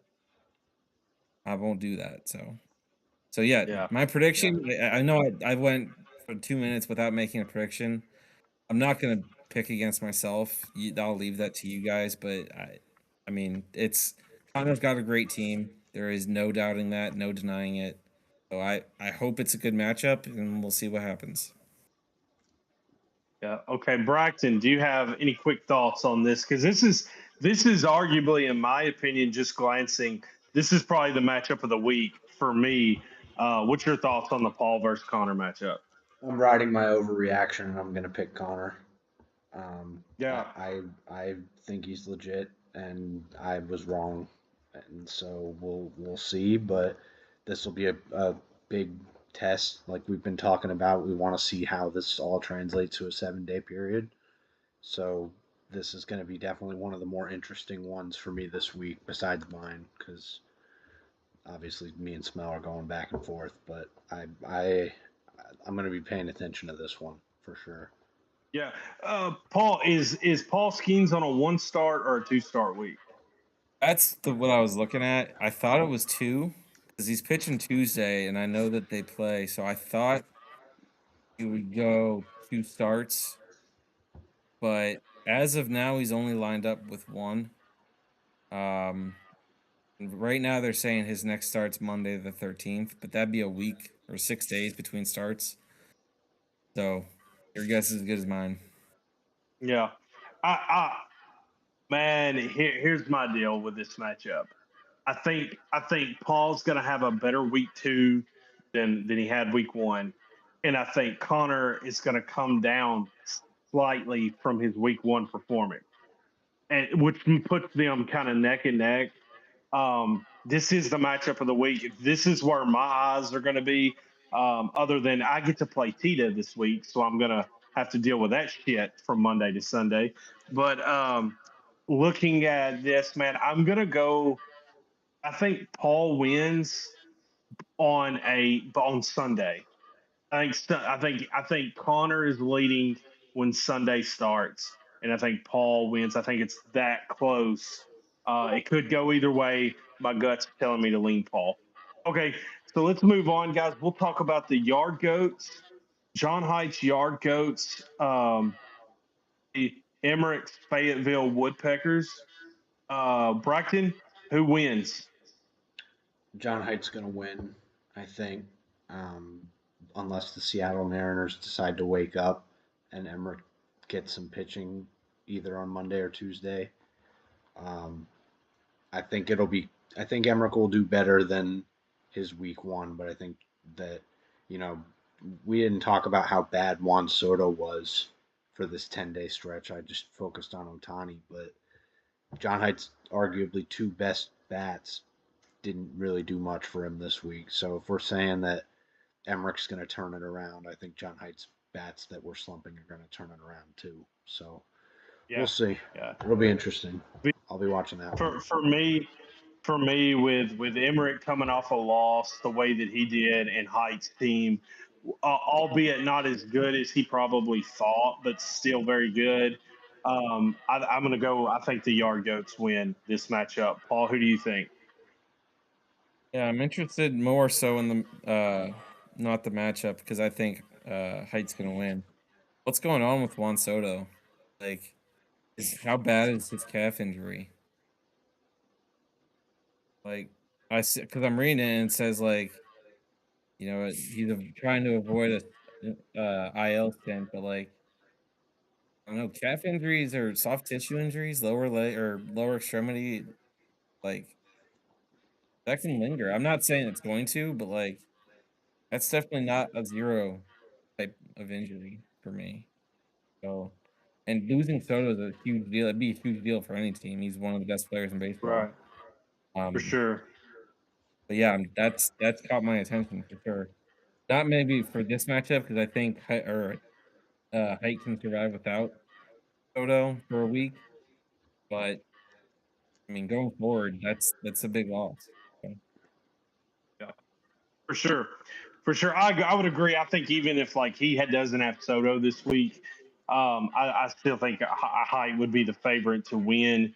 But yeah, super interesting point to see kind of how that plays out moving forward. Okay, let's jump to Hen Dogs Beach Dogs. Take on Jack's Grasshoppers. Yeah, I got to say right now, Hen's the favorite to win that matchup. Braxton, is Hen your pick to win? Yeah. Yeah, I don't know that this is close either. I think it's probably about the same margin that it was with Paul this week, just in a lesser period. So okay, and we'll see. Paul, what do you think? Any chance Jack can upset? nope, go Beach Dogs. Beach Dogs 20 now.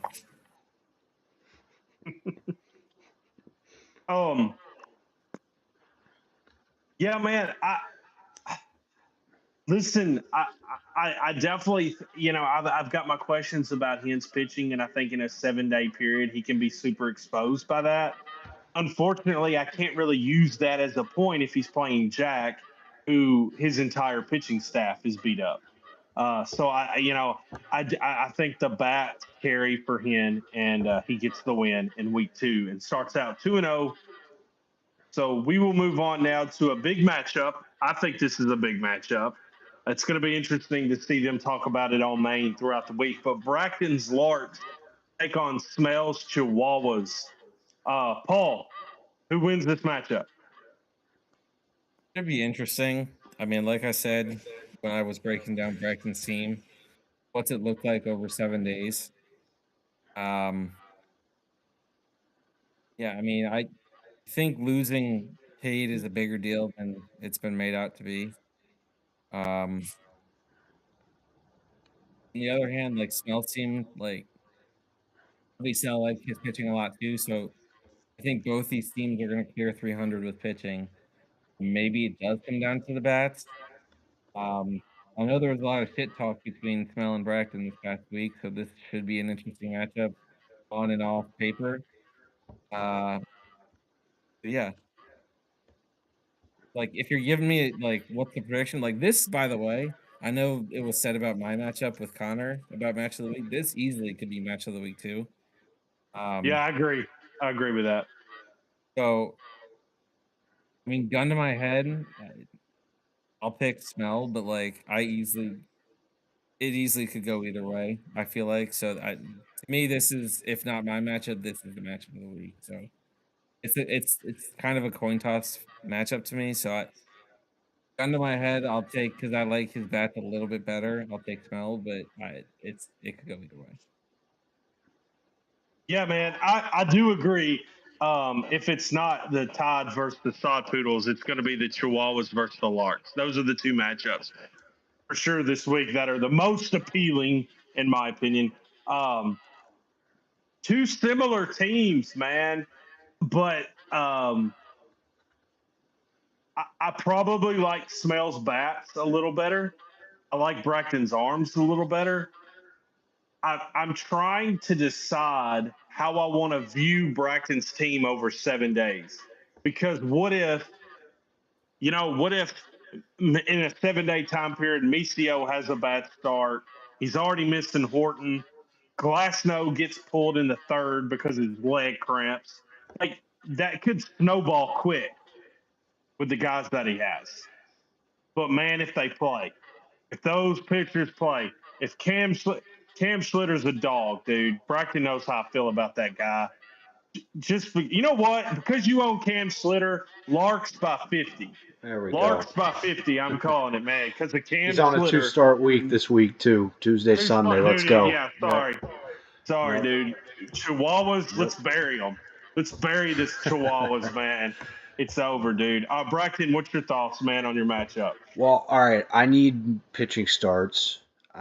I think I'm at 10 that I'm comfortable with, but I don't think teams have set that far because I have Schlittler, Gavin Williams, Mizio, and Cavalli on Tuesday, but only Schlittler's confirmed for Sunday right now. So I'm thinking maybe I get one of Gavin or Mizio on a 2-start that they haven't confirmed yet. I don't know, but I'm confident, man. I think that for all of what we were just talking about with me missing Cade Horton, I think Smell losing Mookie Betts here for this week is just as big. Because Yeah, that's fair. we're talking about, my pitching is what's going to carry me. His bats are what's going to carry him. We both lose a pretty significant person in that equation. So yeah, it's going to be interesting. I really hope that one of my 4 starters on Tuesday get an extra start or 2 on Sunday. That would help because I don't really want to start Chris Paddock against Detroit, but we'll see, man. I'm good with my bullpen. I'm ready to go. This is gonna be fun. But I'm gonna pick me. Awesome. So Yeah, sure, absolutely. Okay, last matchup of week 2. I get to play Tita. And hey, guys, I've got to ask. Obviously, both of you guys are going to pick me to win, right? Is anybody going to pick Tita to win? no. Okay. How the hell am I supposed to manage this week against him? Half my roster's on the IL. Dude's going to be in a trade frenzy. He's got 50 prospects. I know he's coming for me. It's going to be the most annoying week of my life. That I'm going to say. I'm going to be perturbed all week long. I know I'm going to be the favorite. Obviously, with my roster compared to his, I should be. Do you guys think he keeps it within 50 points? I don't think so. I don't know though. It's a wild card with him. Do I think he's going to get as many 30-point starts that he got from waiver wire people this week? don't know, and I don't think so. But it all depends on who he trades for, and I can't make that assumption right now, not knowing who it's going Right. to be. So Paul, can he keep it within 50? Probably not. But I mean, it's what we always say about T's team. Don't fall in love with what it looks like tonight, because it's not going to look the same a week from tonight. In terms of dealing with it, my best advice is get into edibles, and just ride the week out, because I think you'll be fine, but it is going to be stressful. To say that. I think you'll Yeah. win pretty handily when it's all said and done, but yeah, you're gonna look up Thursday and be like, yeah, I'm done. It's over. It's not gonna happen. But Yeah. you'll be fine. Yeah, I listen, and that's what's crazy because I'm just going to be honest with you guys. On paper, his roster versus my roster, I should win by 300 points. It's just like if he just plays his roster and I just play my roster, there is no excuse that this matchup should be close. But it's going to be close. I just, I'm not going to pick against myself. But am I on Sunday having to rely on my 12th start to get the win for me? I wouldn't be surprised. I just wouldn't be surprised because that's what Tita does. He has my utmost respect for his management skills. And coming off the week I just had with the injuries I'm facing, I can't think of a worse opponent to have to play. And that's all respect to him. I hope he knows that. So, guys, that is our thoughts and predictions for week 2. Somehow we'll all three be wrong about everything. That's okay. That's what we do. It's why you listen to us so you can complain about it on main chat when you're done. Awesome. So let's jump over, guys. We don't have a lot of time left on our recording here. Um, we are going to talk about some trades as we end the podcast. I want to put a caveat in here. We are going to do the mailbag. All the mailbag questions were for the pod we did before the season. We haven't got any mailbag submissions yet. That's my fault. I should have sent something out on Saturday or something to remind everybody. I'm going to try to be more proactive about that. But we can kind of end the podcast with answering some of the questions.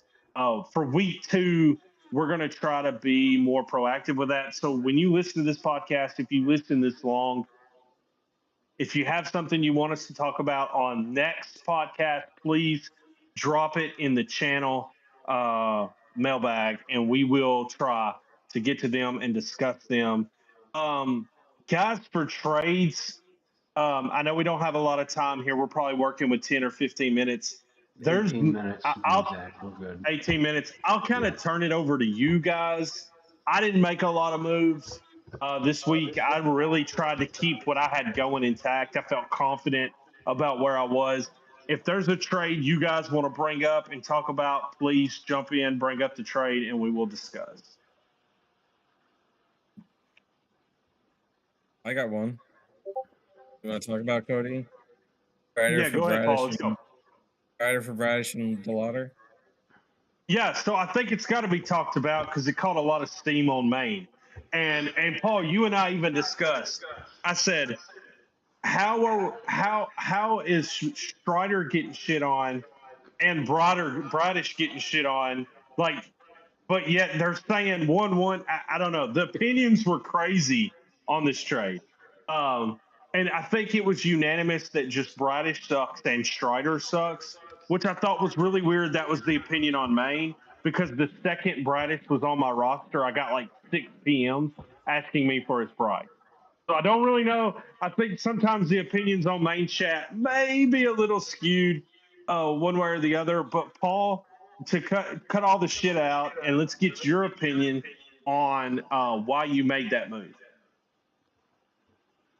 Well, there's backstory to it, obviously, that probably half the league knows at this point, and the other half, if they don't, I'll just briefly gloss over it. Uh, it was brought to me by Cody last weekend, I think. and I was between that and then Bracton also had an offer on different players. I think it was I was going to get Gavin Williams and give up Noah Schultz and Zach Gallen and DeLauder, something like that. Yeah. Between both of them, but then I was like, or I just keep DeLauder. Like he's good. I've liked him forever. He's finally up. He's raking. You know, he had his bone bruise on his foot that for a day. Um, you know, I'm not saying that that was like, oh no, I got to trade him. I mean, but like at the end of the day, for me, it's as much about the Lauder as it is about Strider. Like the Lauder, I think he's great. I think he's a future star as long as he can be healthy. But for me, like I know that health is always going to be like something that if I had him, I'd be like any time, like any hit by like Mike Trout today had a hit by pitch on his hand. My first thought is, well, he's done for 2 months. Like, see you later. Right. Yeah. His X-rays came back negative, so he should be fine. Um, but for me, like having the Lauder, it's like anytime he steps wrong or breathes wrong, like okay, how long is he out? And I feel okay enough with my other outfielders be able to move him for a guy in Strider that I think is a bona fide ace. Besides Paul Skeens, I don't have that. I mean, you could argue Kevin Gossman, but he's 35, so who knows how much longer he'll be around.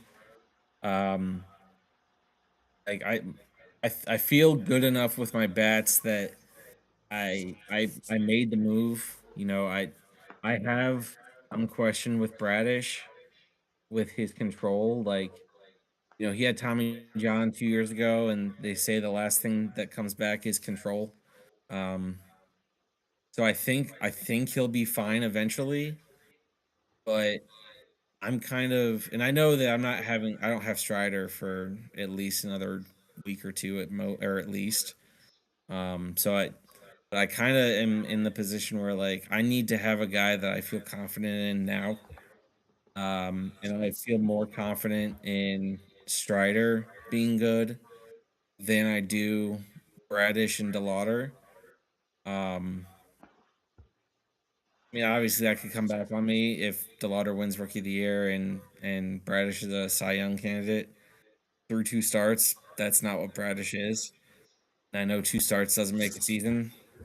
It's contrary to what some people think around here, but I think Strider, if he can be that like 1B, if he can be that Batman or that Robin to Paul Skeens Batman, then I'm in a good spot with pitching because then I have some other guys that I feel pretty confident in and some guys coming up that I feel confident in. So maybe it wasn't asked for, but that's kind of my breakdown, my thought process on where I was and when I did eventually ended up doing it. Um, yeah. Yeah. And I'm gonna let Bracton throw his opinion, but I do want to say this. For me, that was really cool perspective, Paul. I agree with everything you said, honestly. Um, for me, this was the way that I looked at it. When Churio went down, I had to throw um oh gosh, Evan Carter into my outfield 3 spot. And I was like, well, that wasn't the fucking plan. I mean, Jesus Christ. Like, I'm running Evan Carter out there every day. And then I made the trade and got Sal Frelick, and I was like, okay, I can kind of make Evan Carter, Sal Frelick work. I didn't know Sal Frelick was going to get hurt shortly after. But DeLauder became super appealing to me. I do not think he's going to hit 4 to 5 home runs a week like he did. I don't think that's going to continue. I'm not of that illusion. I just, as you said, I think there's star potential in him. I think there's a chance he develops into a really, really good player. And if I've got that dude as my outfield 4 or 5, I really like where that positions me. That was really appealing to me. I want to say this about the Strider Bradish. I am in the minority, I think. because I think both pitchers are really good. And what ultimately, as Paul knows, he sent me the deal. It took me all day to accept. Um, I think what really got me was I really dove into Kyle Bradish when he came back last year, at the end of last year, and the numbers that he put up. And I know there's been two starts this year that weren't great, not terrible, but not anything to write home about. I'm okay with that. As Paul said, it's early, and we're not crowning champions on April 4th.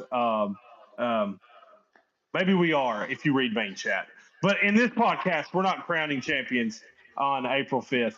But I do think there's room to improve there. But I also think Strider comes back off the IL and is phenomenal.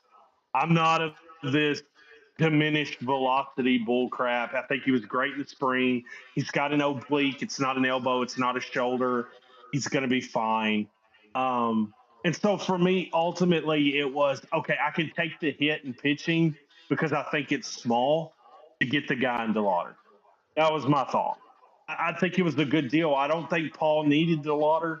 I think Paul needed to upgrade pitching. I think I needed DeLauder, and I could take the small hit on pitching. I think it was a good trade, man.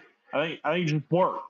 That's why I brought it to your attention. I'm glad a week later we got it done. Braxton, go ahead and tell us how bad everybody involved sucks. I don't think it's that. I'm. It's no secret that I'm not a Bradish fan. I never have been. I don't like the health concerns that are there, but obviously Strider has health concerns too.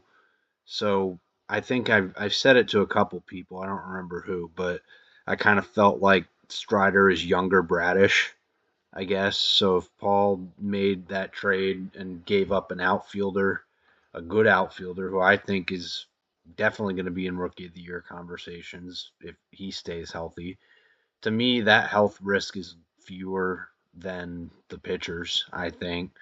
So I don't know, Paul. I think you had a lot of outfielders, prospect outfielders too. That if you believe in Strider, sure, go get your guy. I'm not gonna tell you otherwise or anything. I just am not a huge fan of either personally.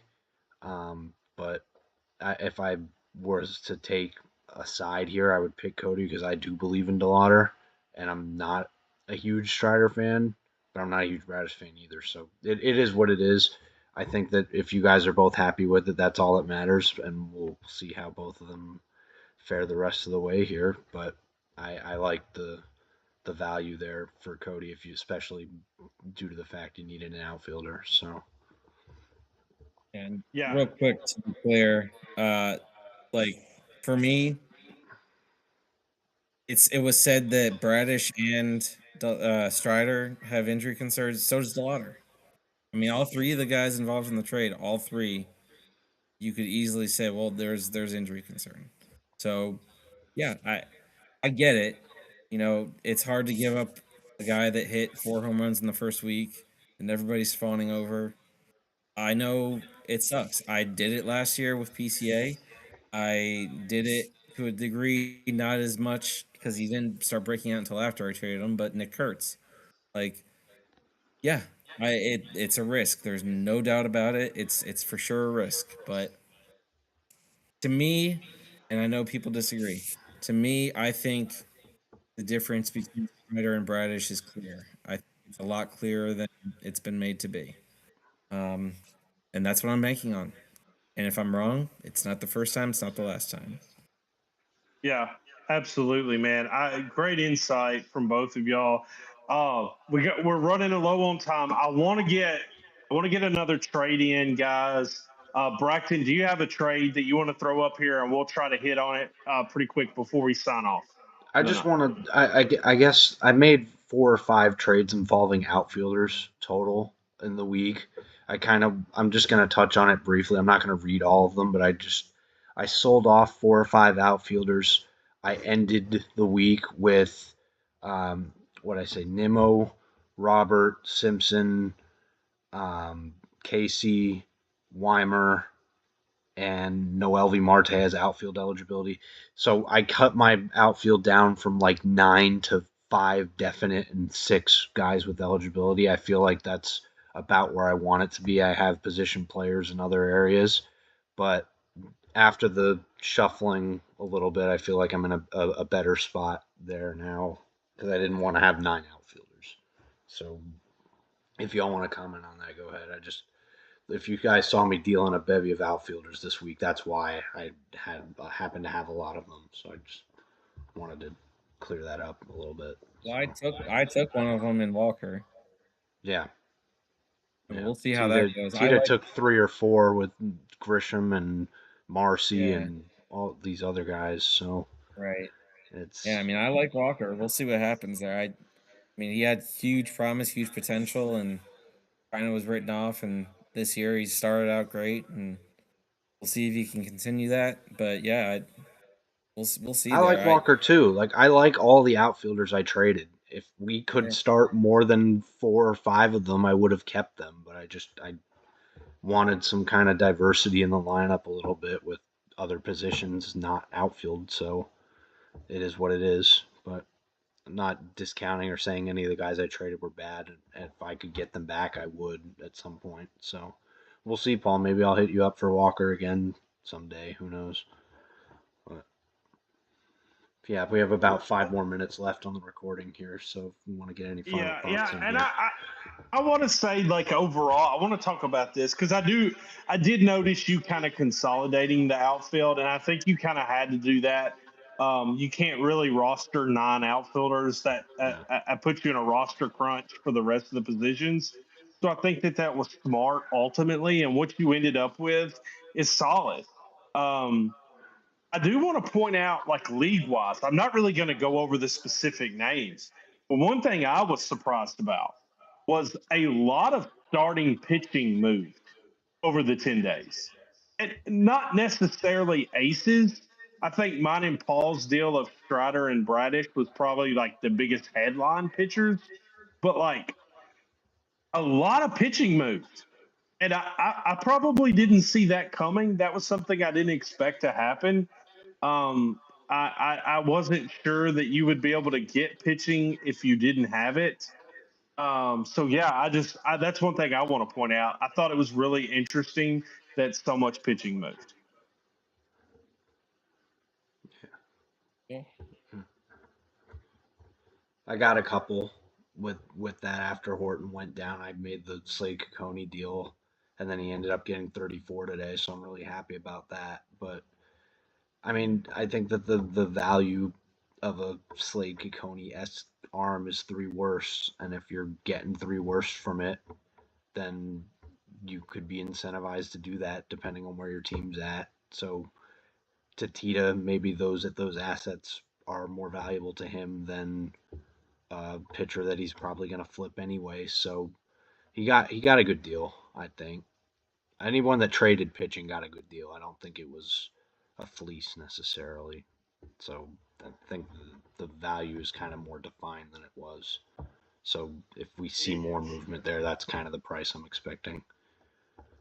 For sure. I just kind of glanced through the transaction log. I was trying to find a trade that was like super lopsided. I thought nothing really stood out. Of course, Tita made 78 trades over this week, and I don't think he necessarily, I mean, he was just getting guys he needed for his matchup. It was a lot of that. Brackton did some roster consolidating down. I think Paul maneuvered a little bit trying to get where he wanted to be. He brought in Quinn Priester for Carson Williams. Another interesting trade, I think, that occurred this week. But yeah, all in all, man, a good week. And guys, we are running out of time. So we are going to sign off on the week 1 edition of the JLML podcast. We will be back week 2 for a podcast. And remember, drop in those mailbag suggestions and we will bring them up and talk about them. Thanks for listening, and we will see you in 1 week.